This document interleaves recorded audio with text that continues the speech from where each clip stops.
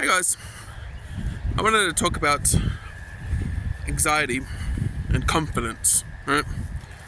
Two strong concepts, and when I'm saying anxiety and confidence, I mostly mean like social anxiety. But of course, we don't really understand what anxiety really is. And we kind of do, but we don't know why it's there or how to overcome it. Right? But more so, how to become confident, right? Like, what is confidence? Right? This is how we can help figure out what anxiety is too, right? And that is confidence. Broken and like boiled down is literally just your expectation of the outcome being a good one, right? That's all it means. Okay, how to break down that further, right? And so it basically comes down to what you believe the chance of the situation to be, right? And so confidence doesn't mean that you speak confidently. Confidence is about anything, and this is about fear, right?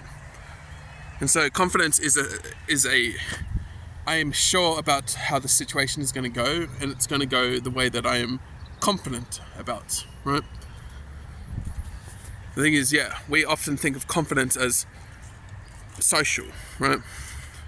Oh, he's speaking confidently. Yes, but you can also act confidently. You can think confidently. You can think a situation is going to go the way that you want it to go, or expect it to go. And that could be bad as well. And so, thinking of it in this case is that socially anxious people are actually confident people. They're confident about their situation. They're confident that they're not going to be liked, right? They're confident the situation is going to go bad, right? They are confident that if they speak up, if they make jokes, if they see people, that it's going to be bad. They have an expectation. They expect it to go bad. And now people that speak confidently means they expect when they speak their mind, it's going to go well, right? So this is all it comes down to, is understanding what confidence actually is. And understanding it is your perceived perception of the situation. And you can be wrong, right? A confident person can end up being wrong. And that's just how things are, right? But it's all about like chances, right? We're kind of playing with chances when it comes to social situations, right? There's a chance that they're going to hate you, but I'm confident that they're likely going to like me, right? And then this is another thing that we're not confident about, is we're not confident about what happens when someone doesn't like us, right? We're not confident, okay, so when they don't like us, we're not confident about what's going to happen next, right? We're confident that it's going to be bad, whatever it is, right? Oh, they don't like us, oh, that's going to be bad, that's going to be, oh, they're going to punch us, they're going to stab us, they're going to tell everyone about us and talk shit behind our backs, and everyone's going to abandon us, right?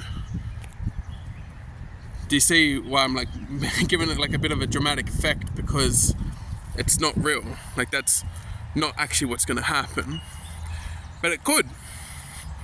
It could happen based on your location, based on the people that you're talking to. Are they standoffish? Are they actual assholes? Or are they just casual, normal people too, right? Are they just strangers?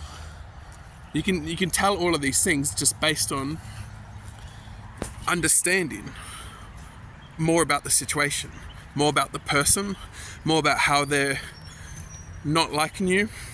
So if someone doesn't like you and say that they're holding a knife, well, yeah, maybe think, okay, if they get too angry, will they accidentally or intentionally use the knife on you, right? Because their anger takes over, right? So you can be confident there that you probably shouldn't piss them off, right? Because people do stupid things and people do get fucked up. The thing is, when it comes to our lack of confidence, say with just talking with friends or strangers, that's just due to you not knowing how to be confident about having a good time, or confident about having people like you, right?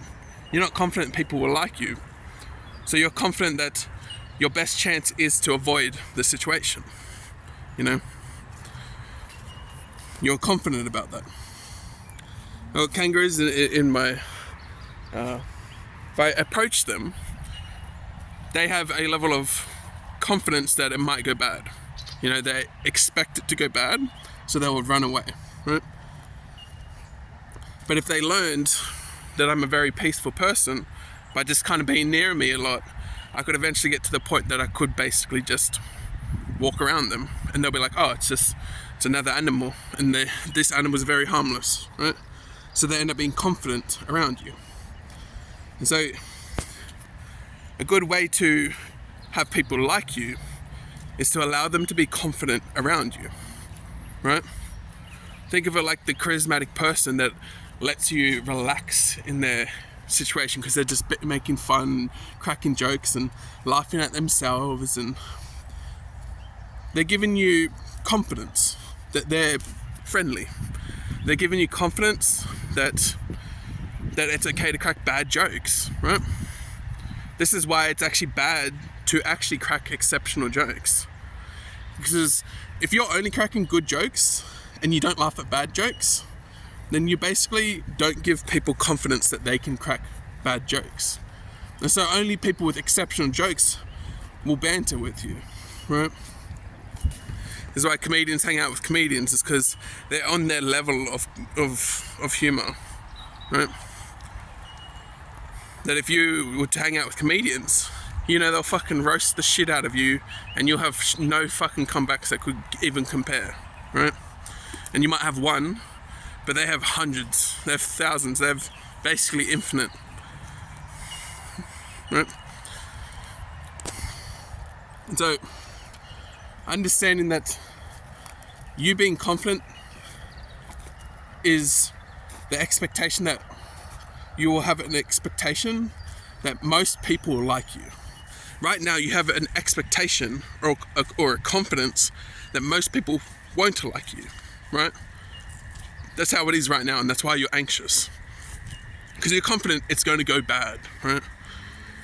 But recognizing that this is how you get people to like you is to bring out these processes and understand that to have someone enjoy you as you, is for you to give them permission to be comfortable or confident around you.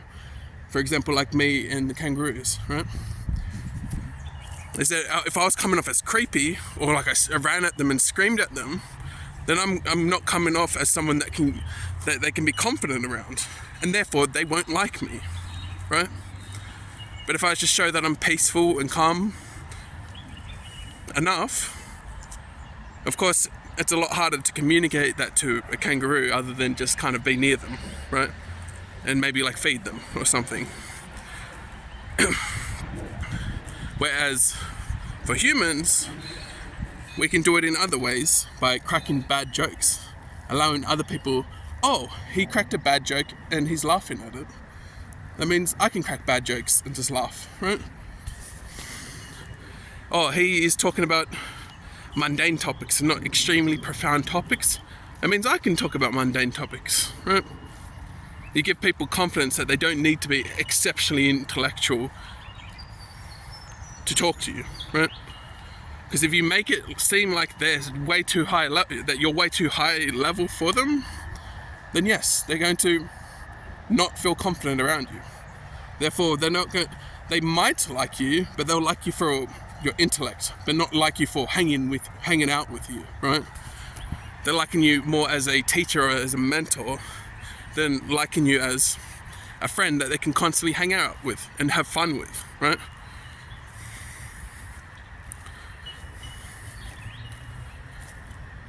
And so, very easily, ways of giving permission for people, right?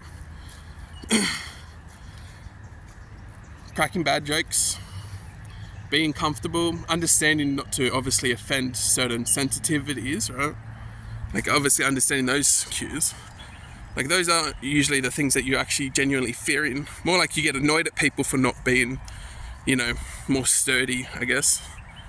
But to just allow them to be comfortable with you, confident with you, they're basically interchangeable.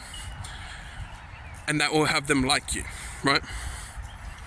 Of course, when you crack bad jokes, some people just won't like that. Tied up, tight asses, very serious people. They have a very different humor to you or something like that. The thing is, these people are rare, they're just projecting, and they're harmless. And the more people like you, the more harmless they are too, right? And so being confident that everyone likes you and only like one or two people don't like you, that's fine. But imagine thinking everyone didn't like you, which is where you are right now, right? That you feel like everyone won't like you. Therefore, you aren't confident. But as you start to spot, if you can just allow people to be confident around you, they're going to just like you. And therefore, you can't really be abandoned by one or two people. But you could be abandoned by everyone, right? If everyone didn't like you. But knowing how to have people like you, then, that throws that problem out the window. There are only occasionally people won't like you and other people will stick up for you, right? Because you allow everyone to be confident with you. That's why charismatic people are very attractive. Everyone wants to hang around the very extroverted, funny person, right? Everyone wants to, because it makes them relax, makes them feel confident themselves, right? Because the charismatic, funny person isn't trying to insult you or piss you off or be super serious and make it like you have to keep up your wars as well. No, they're allowing you to let down your wars. You can relax around them, You'll find this is what workplaces are like, is that people just make fun, the banter and shit together. Because it's fun, it's enjoyable, it's confident, it's comforting. So I feel like I've been repeating myself a bit. So, but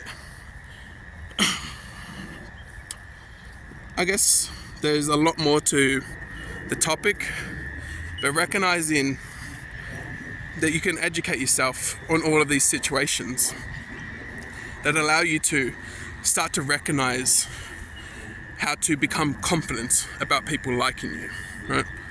That's what it means to be a confident person, or speaking confidently, is to know that the outcome is going to go the way that you want, right?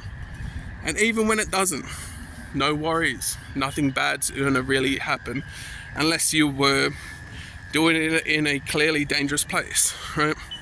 You can just educate yourself on that stuff too, right?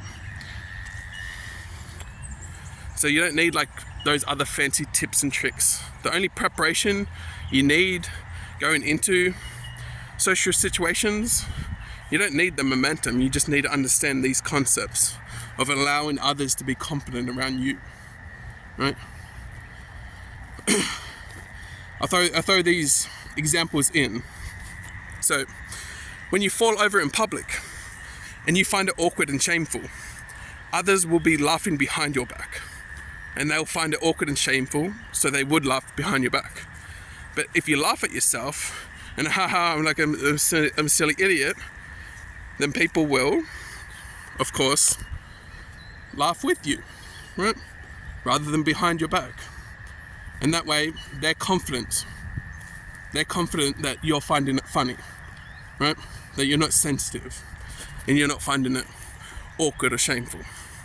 And that allows you to be confident they're going to be happy with you, right?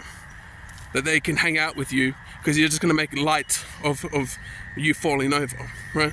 So they can make a light of it too, You're letting them be confident, therefore you can become confident. They will like you, right? If someone insults you, laughing at yourself or extending the joke is a good way to diffuse the situation, because it gives them confidence that their insults aren't going to hurt, right? Of course, depending on who you're talking about, they could accelerate that to anger, or they'll just outright diffuse the situation and they'll stop trying to insult you and more like continuing on jokes, right? And therefore, they don't exactly love you, but they hate you a little less, right? If you went the other way around and you tried to attack them back, of course you're going to accelerate the anger and they're going to like you less, right? Instead of liking you a little bit more. And so just knowing that you can get away with so much in order to give people permission to be confident around you is how you become confident yourself, right? It's funny how that works. And that's why you can't have one foot in the door. One foot in the door, being half confident and then being half not, you come off as creepy, right? And so a very easy example here is like you are not cracking jokes to give people permission when you first come to them, right? You're very serious and you're talking shit or something like that, you know, or you approach someone and they're a girl and say it's nighttime, right? They're not going to be very confident around you. Why are you approaching them when they're completely alone at nighttime? You're not giving them confidence. That's a very likelihood chance that they're in extreme danger.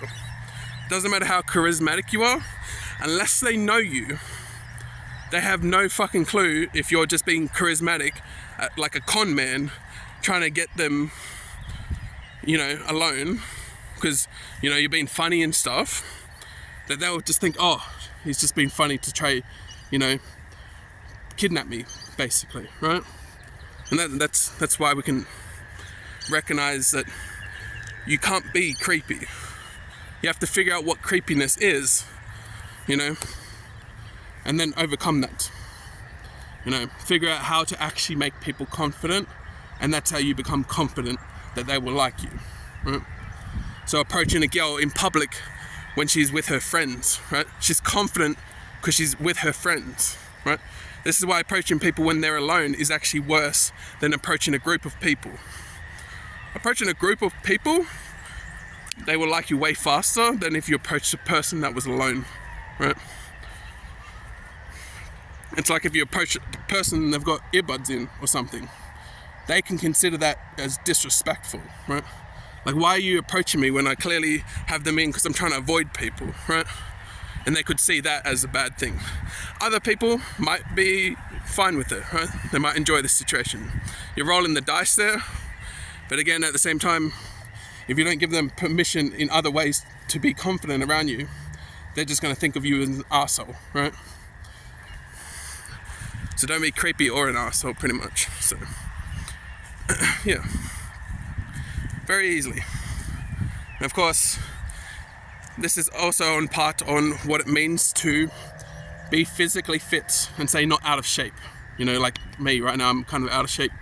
But if someone that is built, like muscly built, often enough you can kind of see that they respect and can care about themselves enough that you can kind of feel confident around them, right?